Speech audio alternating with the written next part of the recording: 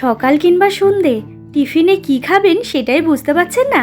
আমি আজকে শেয়ার করব সবথেকে সহজ উপায় টিফিন খাওয়ার মতো একটি রেসিপি। নমস্কার বন্ধুরা, মায়ের রান্না অ্যান্ড ব্লগ চ্যানেলে আপনাদের সকলকে জানাই অনেক স্বাগত।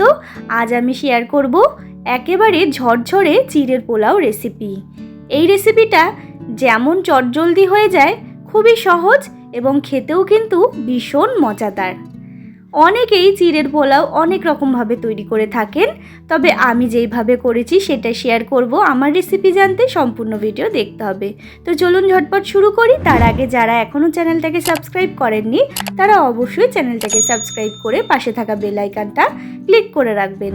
প্রথমেই আমি এখানে 250 গ্রাম মতো চিড়ে নিয়েছি।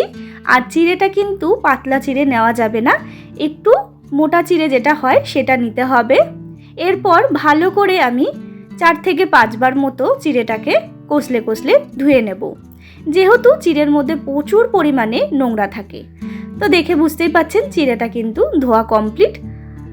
এরপরে কিন্তু আমি সরাসরি গ্যাসে একটি কড়াই বসিয়ে দিয়েছি, তার মধ্যে দিয়ে দিলাম পরিমাণ মতো সাদা তেল। আর পুরো রেসিপিটা কিন্তু সাদা তেলেই করতে হবে। এরপর তেলটা গরম হয়ে গেলে এখানে দিয়ে দিচ্ছি বেশ কিছুটা পরিমাণ ঘি। ঘিটা দিলে কিন্তু ভীষণই সুস্বাদু হয়। এরপরে তেলটা গরম হয়ে গেলে দিয়ে দিতে হবে পরিমাণ মতো লবণ, আর দিয়ে দিচ্ছি এখানে একটা বড় সাইজের পেঁয়াজ কুচি। পেঁয়াজ কুচিটাকে হালকা লাল করে ভেজে নেব। এক্ষেত্রে বলে রাখি, যারা নিরামিষভাবে খাবেন তারা কিন্তু পেঁয়াজ কুচিটা ব্যবহার করবেন না। আর বাদবাকি আমি যা যা দেবো সেটা কিন্তু সবই ব্যবহার করতে হবে। তারপরে পেঁয়াজটা ভাজা হয়ে গেলে এখানে দিয়ে দিলাম একটা তেজপাতা, শুকনো লঙ্কা, আর দিয়ে দিলাম গোটা গরম মশলা ফোড়নের জন্য। অনেকেই হয়তো ভাবতে পারেন যে আমি ফোড়নটা লাস্টে দিলাম কেন।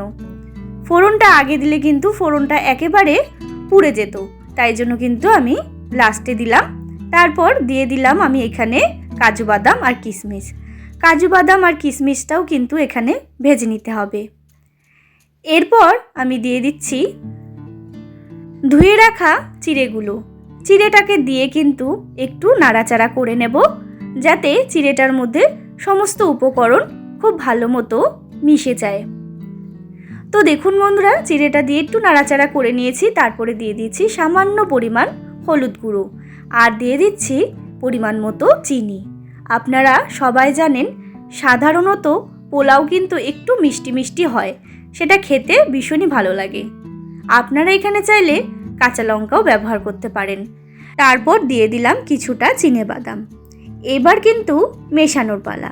আমি কিন্তু প্রায় 10 থেকে 15 মিনিট কিন্তু এই চিড়ের পোলাওটাকে রান্না করে নিয়েছি। আর চিড়েটা দেখে বুঝতেই পাচ্ছেন কতটা ঝরঝরে হয়েছে।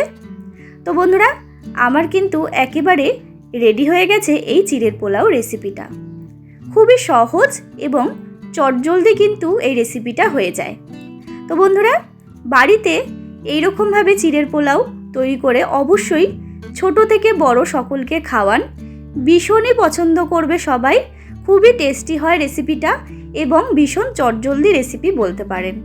তো বন্ধুরা, আমার এই রেসিপিটা কেমন লাগলো অবশ্যই কমেন্ট করে জানাতে ভুলবেন না। ভালো লাগলে অবশ্যই একটা লাইক শেয়ার করবেন। আর যারা এখনও চ্যানেলটাকে সাবস্ক্রাইব করেননি তারা অবশ্যই চ্যানেলটাকে সাবস্ক্রাইব করে পাশে থাকবেন নিত্য নতুন ভিডিও দেখার জন্য। তো বন্ধুরা, আজকের মতো এইটুকুই। আবারও হাজির হয়ে যাব নতুন কোনো রেসিপির সাথে।